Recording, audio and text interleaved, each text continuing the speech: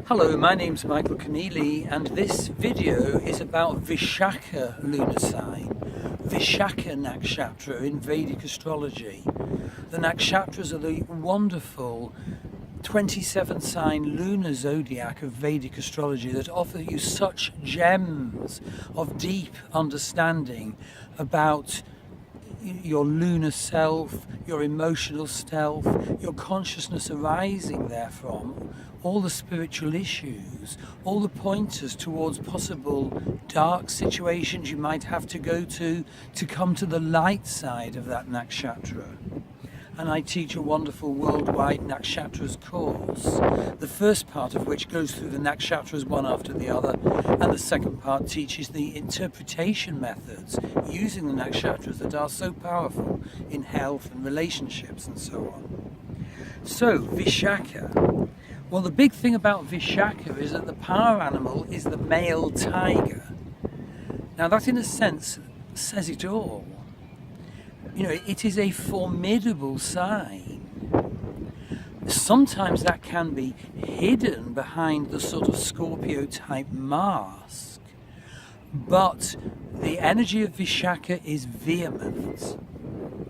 Now, it's ruled by Jupiter, so it's expansionary, and a few summary words are purposeful, goal-orientated, ambitious, competitive, opinionated, forceful, persistent, patient. Yes, they are very patient. They can also be quick-witted and intelligent, and they can be quite popular, but they can also be very abrasive. And so with that sort of power, a Vishakha can hold together a family, a business, an institution, or conversely, it can be the actual bane of people's lives because it's so ruthless, so cruel, so bullying. It depends which way the Vishakha uses their power. But they, as I said, at their best, they totally hold people together. And so their symbol is the triumphant arch. Now, Vishakha goes from 20 Vedic Libra to 3 degrees 20 Vedic Scorpio. So of the 4 padas in Vishakha, the first 3 are in Vedic Libra, and the 4th pada is in Vedic Scorpio. So, Vishakha is one of the more vehement constellations. It's more or less the opposite of Swati, the nakshatra before. Because unlike Swati, Vishakha does have clearly defined goals, is prepared to fight for them. Indra is one of the Vishakha deities known for his heroic acts, especially going out and slaying demons. This constellation is eager to fight. And so they've got to make sure that they're being fully ethical and not harming people, but fighting for what's right and good. So, favourably, Vishakhas have respect for intelligent and spiritual people. They're determined, they get things done. They can appear soft and hide the fist behind the velvet glove, but they're very powerful underneath. Sexual allure, sexual agendas are an immense area for Vishakhas, and they can come so undone because of their sexual drive. But actually, once they sort of sort out the downsides of Vishakha, they're seen as a very committed spouse, holding the family together. And when that happens, they benefit through marriage, and their partner benefits through them.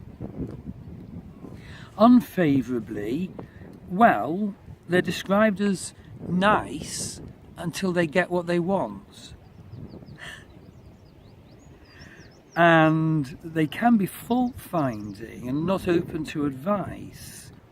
They can even, be offensive and not easy to like, some of them.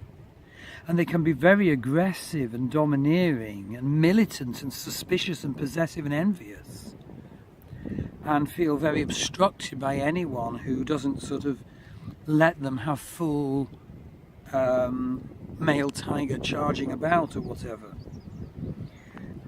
So the trouble is that if Vishakha gets too goal orientated, whether it's the long project or the new project or whatever, they can almost tread on other people and be far too vehement, too self-centered, and thus become unbearable for other people. And of course, that sort of vehemence can mean that they can head in the wrong direction and there is no turning them back. But, as I've tried to say, with the nakshatras, there's the negative or shadow side, and often we have to go through the negative side to sort of realize that is not the way and come to the positive side.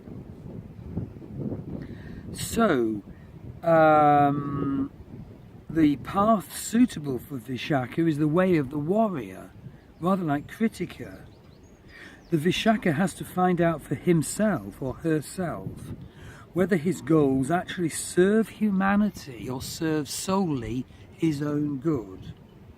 The outcome of that question will determine how this constellation will manifest itself, as a curse or as a blessing. So briefly to conclude, the 4 padas, every nakshatra is divided into 4 quarters or padas. Vishakha is divided into Aries, Taurus, Gemini and Cancer energy of padas. So the Aries pada is very much about bringing the sun back to confidence, starting a new phase of life. The Taurus pada is basically where ideas sown in Swati and can now bear fruit. The Gemini pada, well, obviously Mercury would be well placed there. And the partnership of agenda of Vishakha is emphasized by this, because very often they find their answers by working through the issues with their partners. And the 4th pada is the first one in Scorpio, Cancer pada of Vishakha.